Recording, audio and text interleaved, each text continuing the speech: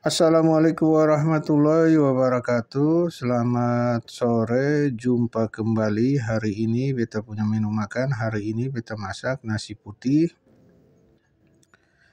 Terus beta buat makau, tahu, tempe goreng dengan perkedel jagung.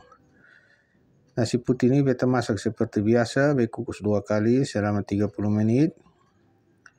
Terus beta buat makau, tahu, tempe dengan perkedel jagung. Hari ini beta punya menu makan sederhananya saja. Beta masak nasi putih, terus beta buat makau, tahu, tempe dengan perkedel jagung.